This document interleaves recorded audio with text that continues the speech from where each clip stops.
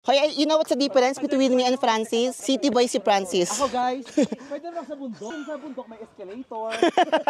May elevator.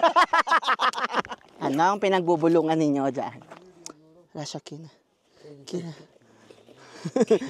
gusto ko yung pagkasabi ko, Rasha, Kina. Upo talaga, disciple talaga ako. Tinuturuan ko sila mag-bow ng maayos. Bow. Sabi niya,